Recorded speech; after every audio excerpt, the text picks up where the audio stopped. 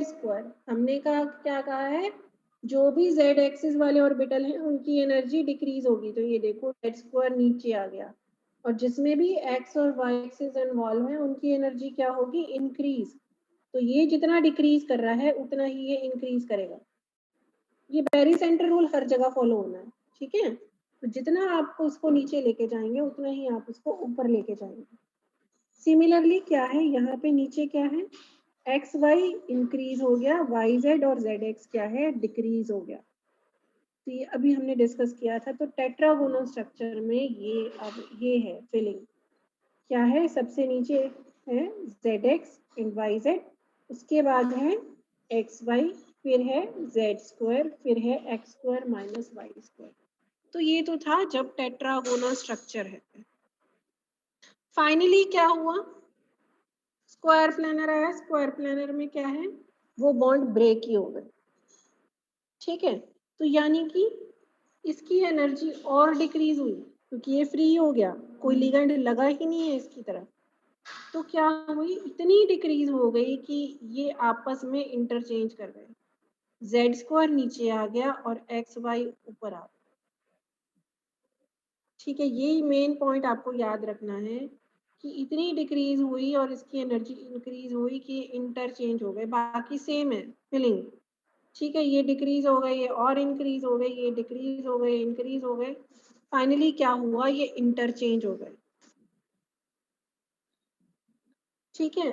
और ये जो डेल्टा की वैल्यू है यहाँ पे, इसको बोला जाता है डेल्टा स्क्वायर प्लैनर,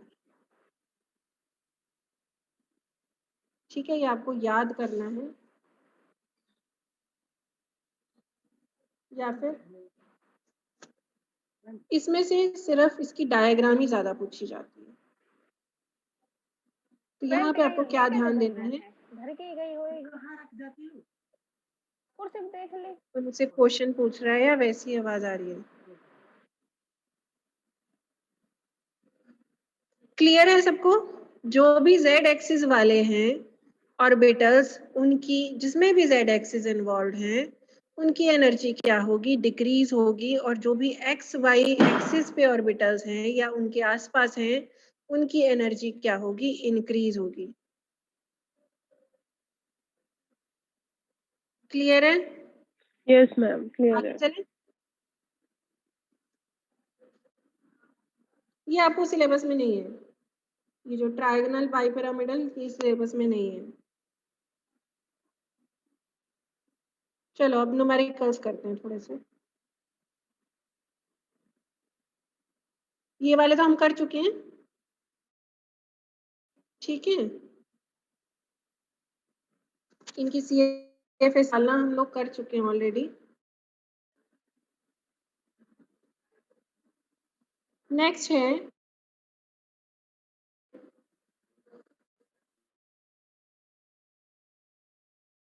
यहाँ पे पढ़ने की बजाय सिंपल जो हमारे है यहाँ पे के कंपाउंड्स होते हैं, एक होता है डायमैग्नेटिक, एक होता है para. Compounds which are attracted by magnet are called paramagnetic. Attract होते हैं वो पैरामैग्नेटिक, जो रिपेल होते हैं मैग्नेटिक फील्ड में वो डायमैग्नेटिक। अट्रैक्ट होते हैं पैरामैग्नेटिक में, उनके पास स्पिन हाई होती है, हाई स्पिन वाले ही अट्रैक्ट होते हैं और लो स्पिन वाले ही रिपेल होते हैं। तो आपको इससे क्या पता लग रहा है, हाई स्पिन कॉम्प्लेक्सेस हैं जो वो क्या होंगे, पैरामैग्नेटिक, और लो स्पिन कॉम्प्लेक्सेस हैं वो क्या होंगे, डायमैग्नेटिक। तो ये जो डायग्राम है यही सब कुछ शो कर रही है यहाँ पे। ये देखिए, हाई स्पिन कॉम्प्लेक्सेस क्या होते हैं, पैरामैग्नेटिक, लो स्पिन क्या होते हैं, डायमैग्नेटिक। क्यों? क्योंकि यहाँ पे नंबर ऑफ अनपेयर्ड इलेक्ट्रॉन बहुत ज्यादा है, तो इसीलिए स्पिन की वैल्यू ज्यादा है, तो इसीलिए क्या है, पैरामैग्नेटिक। यहाँ पे अनपेयर्ड इलेक्ट्रॉन है ही नहीं, स्पिन की वैल्यू क्या है, कम है, इसीलिए ये क्या है, डायमैग्नेटिक। तो क्या समझना है कि हाई स्पिन कॉम्प्लेक्सेस वाले क्या हैं, पैरामैग्नेटिक, और लो स्पिन वाले क्या हैं, डायमैग्नेटिक। तो यही है, इसको जब आप पढ़ेंगे तो यही मेन जो इसका वो आता है, यही है कि हाई स्पिन कॉम्प्लेक्स है या लो स्पिन कॉम्प्लेक्स है, कि जितनी ज़्यादा स्पिन की वैल्यू है, स्पिन की वैल्यू जितनी बड़ी होगी उतना ही वो कंपाउंड उतना ज़्यादा पैरामैग्नेटिक होगा। तो ये कुछ एग्जांपल्स हैं। यहाँ पे क्या है, ये देखिए फ्लोरीन क्या होती है, लो spin, sorry weak field ligand, तो हाई स्पिन कॉम्प्लेक्स बनाता है, तो यहाँ पे डेल्टा की वैल्यू कम है और इसकी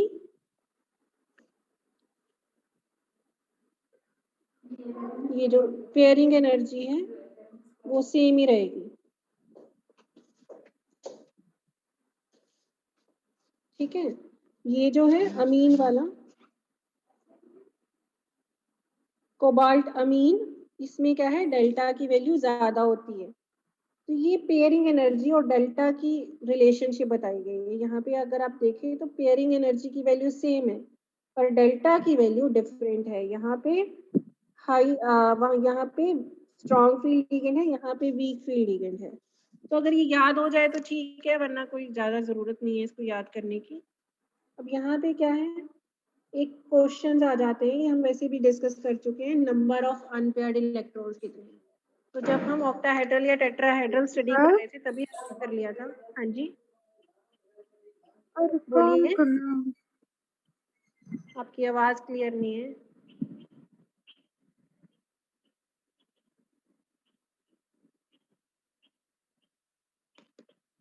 ठीक है, तो number of unpaired electrons in tetrahedral and octahedral complex मुझे लगता है आप निकाल पाएंगे। जब हमने क्वेश्चंस किए थे तभी हमने देख लिया था नंबर ऑफ अनपेयर्ड इलेक्ट्रॉन्स कितने कितने आ रहे हैं। कुछ नहीं है, जो सिंगली ऑक्यूपाइड होंगे, जो ये सिंगल होंगे वो अनपेयर्ड इलेक्ट्रॉन्स हैं, और जो ऐसे डबल होंगे वो क्या है, पेयर्ड इलेक्ट्रॉन्स हैं। तो आप उसमें से देख के बता सकते हैं कि कितने अनपेयर्ड इलेक्ट्रॉन हैं और कितने पेयर्ड इलेक्ट्रॉन्स हैं। ठीक है, तो अब ये क्वेश्चन है एक, तो ये वाला क्वेश्चन अभी डिस्कस करते हैं तीनों। तो first is calculate the number of unpaired electrons for the following. तो ये जो अनपेयर्ड इलेक्ट्रॉन्स हैं इसके साथ ये भी बोल सकते हैं कैलकुलेट CFSE ऑल्सो। तो तीन चीजें पूछ ली जाती हैं इकट्ठी कि what is the electronic configuration, जिसमें आप बताएंगे T2G कितना है, EG कितना है या E कितना है, T2 कितना है। What are the number of unpaired electrons and what is CFSE of the compound? तो ये फर्स्ट देखिए, फर्स्ट में क्या है, क्या लिखा है, cobalt 3 plus octahedral strong field. Strong field का क्या मतलब होता है, स्ट्रॉन्ग फील्ड यानी कि पेयरिंग होगी, लो स्पिन कॉम्प्लेक्स बनेंगे। ठीक है, तो यानी कि क्या हुआ यहाँ पे 1 2 3 4 5, ये क्या है T2G, ये क्या है EG। तो ये कैसे फिलिंग होगी 1 2 3 4 5 6। अच्छा पहले ये भी तो निकालें कि ये सिस्टम कौन सा है, वैसे तो याद हो जाते हैं, मैंने आपको पहले भी बताया था आयरन 3 प्लस इज D5, ये आपको याद रखना है। आयरन से नेक्स्ट होता है कोबाल्ट, तो कोबाल्ट 3 प्लस क्या हो जाएगा D6। ठीक है, ये आप याद रख लीजिए, काफी आसानी हो जाएगी। Iron 3 positive is D5 system, तो ये D6 है, तो ऐसे फिलिंग होगी इसकी। Number of unpaired electron 0, CFSE निकाल सकते हैं, CFSE क्या होगी माइनस 0.4 इंटू 6, तो minus 2.4 delta not. Next is Fe3 plus octahedral weak field. तो Fe3 plus octahedral weak field, इसकी नंबर ऑफ इलेक्ट्रॉन्स कितने हैं फिर, Fe3 प्लस अभी बताया था मैंने क्या होता है, D5 सिस्टम होता है, वीक फील्ड है यानी कि पेयरिंग नहीं होगी, पेयरिंग नहीं होगी तो ये फिलिंग होगी। नंबर ऑफ अनपेयर्ड इलेक्ट्रॉन्स कितने हैं 5, और CFSE होगी इसकी 0। मैंने बताया था बेरी सेंटर रूल के अकॉर्डिंग हाफ फील्ड और फुली फील्ड ऑर्बिटल्स क्या होते हैं, उनकी एनर्जी की वैल्यू 0 होती है। फिर है chromium 3 plus octahedral strong field, तो क्रोमियम क्रोमियम आता है, फिर मैंगनीज, फिर आयरन, तो यानी कि अगर आयरन 3 पॉजिटिव क्या है D 5, तो ये क्या हो जाएगा D3, ये हो जाएगा D4। ठीक है, तो ये क्या हो जाएगा D3 आयरन क्रोमियम 3 प्लस, और क्या है स्ट्रॉन्ग फील्ड। तो हमने बताया था D3 सिस्टम है, उसमें चाहे स्ट्रॉन्ग फील्ड है चाहे वीक फील्ड है, फिलिंग सेम ही आएगी, यानी कि ये वाली फिलिंग है। तो नंबर ऑफ अनपेयर्ड इलेक्ट्रॉन इसमें 3 है। CFSE आप निकाल सकते हैं आराम से, इसमें कोई दिक्कत नहीं है।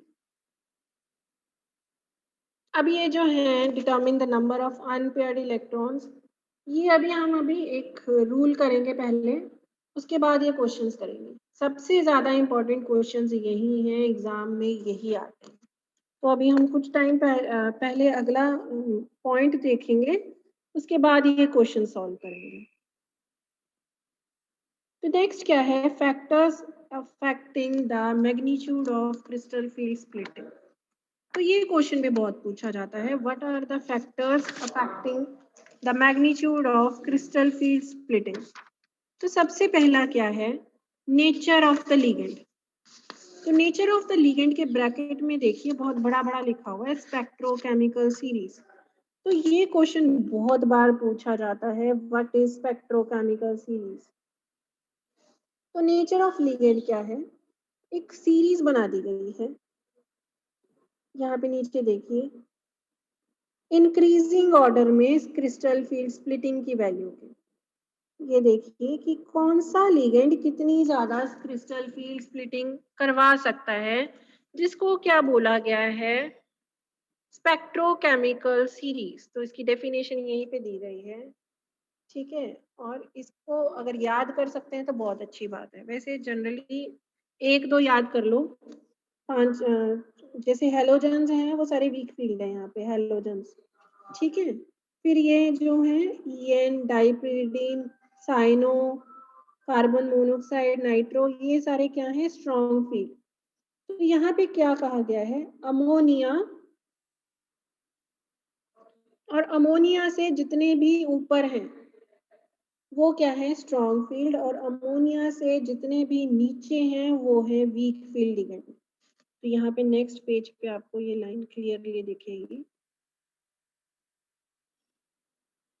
ये देखिए, ligands up to ammonia are called weak field, while those on the right of ammonia are called strong field। यानी कि अमोनिया भी वीक फील्ड ही है।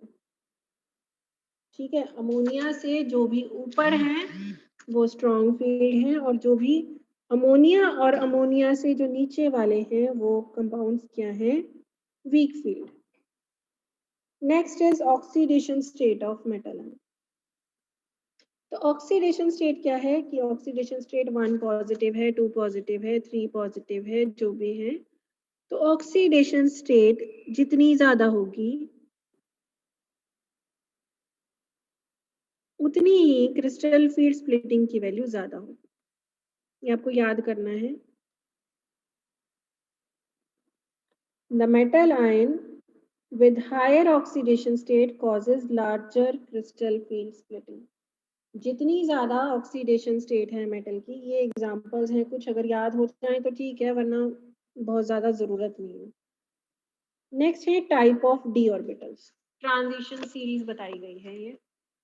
इसमें क्या है कि जो आपका ट्रांजिशन इन्वॉल्व है, ट्रांजिशन मेटल इन्वॉल्व है, वो 3D सीरीज वाला है या 4D सीरीज वाला है या 5D सीरीज है। जनरली जो ऑर्बिटल्स इन्वॉल्व होते हैं, जो मेटल्स इन्वॉल्व होते हैं, वो 3D सीरीज वाले भी होते हैं, 4D और 5D सीरीज वाले नहीं होते। यहाँ पे देखिए, जैसे कोबाल्ट है, रोडियम है, इरिडियम है, एक में 3D है, एक में 4D है, एक में 5D है। उसी हिसाब से क्या है डेल्टा की वैल्यू है। तो ये क्या कह रहे हैं, the extent of crystal field splitting for similar complexes of a metal in the same oxidation state increases by about 30 to 50% on going from 3D series to 4D series। यानी कि ये इंक्रीज हो रही है डेल्टा की value. क्यों हो रही है, क्योंकि जो ये 4D ऑर्बिटल्स हैं ये बिगर इन साइज होते हैं एज कंपेयर टू 3D और 5d ऑर्बिटल्स और भी ज्यादा बिगर इन साइज होते हैं। ये आपको याद, इसमें कुछ ज्यादा एक्सप्लेन करने वाली जरूरत नहीं है। जो लास्ट पॉइंट है इसमें वो है ज्योमेट्री ऑफ कॉम्प्लेक्स। तो ज्योमेट्री तो आप अभी तक पढ़ ही चुके हैं। ज्योमेट्री में क्या है, टेट्राहेड्रल में डिफरेंट था, है ना, ऑक्टाहेड्रल में डिफरेंट था, स्क्वायर प्लैनर में डिफरेंट था। तो वही कह रहे हैं कि टेट्राहेड्रल कॉम्प्लेक्सेस हैं या ऑक्टाहेड्रल कॉम्प्लेक्सेस है। तो टेट्राहेड्रल में डेल्टा की वैल्यू कम होती है। हमने पढ़ा था delta equals to delta T equals to 4/9 delta nought. तो delta of tetrahedral is less than delta of octahedral. किसी को कुछ पूछना है इन पॉइंट्स में?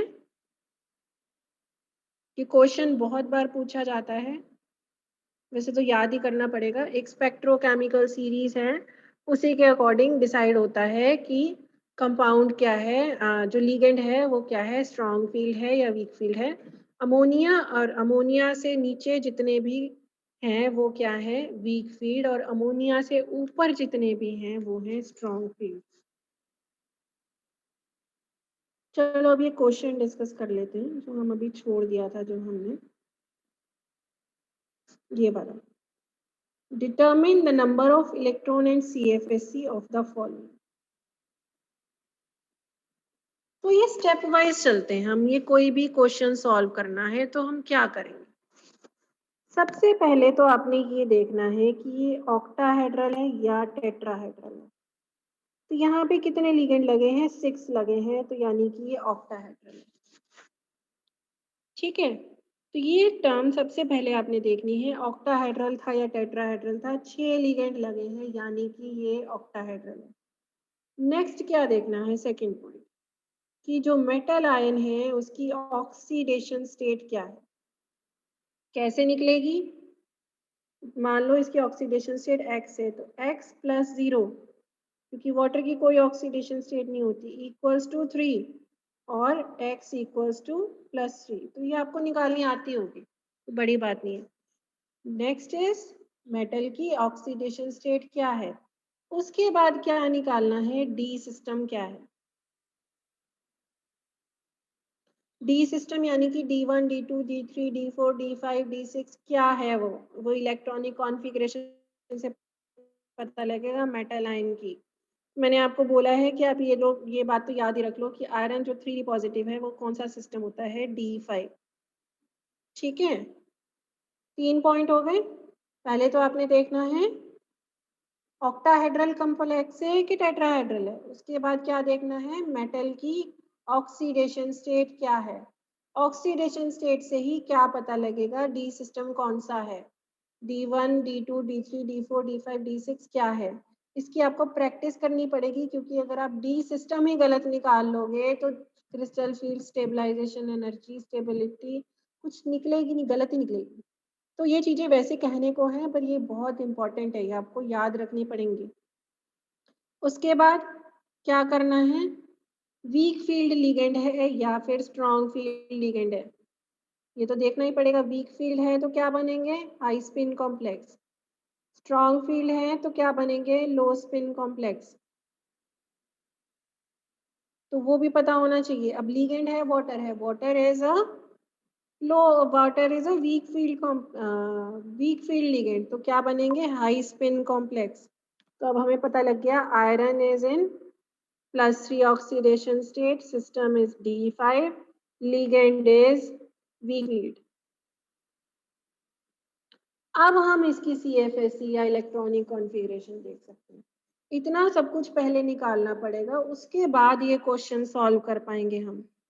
अब क्या होगा, अब इसमें फिलिंग कैसे होगी, 1 2 3 4 5, तो D5 है, 1 2 3 4 5। ठीक है, हाई स्पिन है और D5 कॉन्फ़िगरेशन है, तो फाइनली ये आएगा। अब नंबर ऑफ अनपेयर्ड इलेक्ट्रॉन्स क्या होंगे, 5। इलेक्ट्रॉनिक कॉन्फ़िगरेशन क्या हो गई, T2G 3 EG 2। CFSE क्या हुई, CFSE 0। बेरी सेंटर रूलर बार बार बताया गया है, हाफ फिल्ड या फुली फिल्ड ऑर्बिटल्स जो होते हैं उनकी CFSE होती है 0।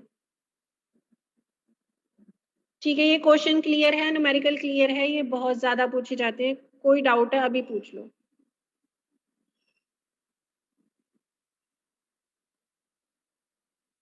नहीं है किसी को कोई डाउट? तो क्या करना है, सबसे पहले आपने देखना है मेटल जो कंपाउंड है वो ऑक्टाहेड्रल है या टेट्राहेड्रल है। जिसपे भी 6 लिगेंड लगे होंगे वो ऑक्टाहेड्रल है, जिसपे 4 होंगे उसको आप टेट्राहेड्रल ही मान लेंगे, क्योंकि स्क्वायर प्लेनर के क्वेश्चन जनरली आपको नहीं आते हैं। ठीक है, फिर मेटल एटम की ऑक्सीडेशन स्टेट क्या है, नेक्स्ट वाले में इसमें ज्यादा क्लियर आएगा, इसमें भी नहीं आएगा। और क्वेश्चंस हैं, अमोनिया की भी 0 होती है, अमोनिया 0 होती है, तो फिर क्रोमियम भी किस ऑक्सीडेशन स्टेट में है, 3+, क्रोमियम 3+, तो यानी कि D3 सिस्टम। अब अमोनिया क्या है, वीक फील्ड लिगेंड, यहाँ तो स्ट्रॉन्ग फील्ड है। ये अमोनिया का थोड़ा सा चक्कर ये है, अमोनिया कभी स्ट्रॉन्ग फील्ड बताया जाता है, कभी वीक फील्ड बताया जाता है। Ammonia is a strong field ligand, mid में है वो, ना तो वो स्ट्रॉन्ग फील्ड है ना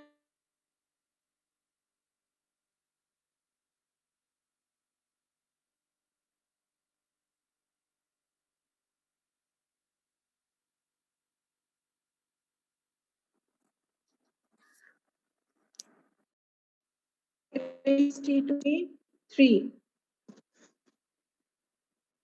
CFS से आप निकाल सकते हैं। मैम वैसे यहाँ पे हाँ जी, हमें कंसीडर करने की जरूरत तो नहीं है ना कि स्ट्रॉन्ग फील्ड है या वीक फील्ड, बिकॉज हमारे पास कितने डी के 3D के अंदर 3 हाँ इलेक्ट्रॉन है, तो वो तो नीचे ही हाँ, फिल हो 3 जाएंगे। इलेक्ट्रॉन्स है तो हमें ये कोई जरूरत नहीं है, whether it is strong field और weak field, answer will be same. Okay ma'am. एक बार फिर ध्यान से पढ़ लेते हैं वो जहाँ लिखा हुआ था, शायद कुछ हमने मिस कर दिया हो पॉइंट। लिगेंड्स अप टू है, लिखा ही नहीं हुआ यहाँ पे, ये लिखा हुआ ligands up to ammonia are called weak field and those on the right of ammonia are called strong field। तो अमोनिया मेरे ख्याल से अभी अगर क्वेश्चन में है तो एक बार मैं चेक करके फिर से बता दूंगी आप लोगों को कि अमोनिया किस में यूज होता है, स्ट्रॉन्ग फील्ड में या वीक फील्ड में। ठीक है, अभी बुक के अकॉर्डिंग तो स्ट्रॉन्ग फील्ड में ही आ रहा है। Okay ma'am. ठीक है, तो हमारा टाइम होने वाला है, तो अटेंडेंस वही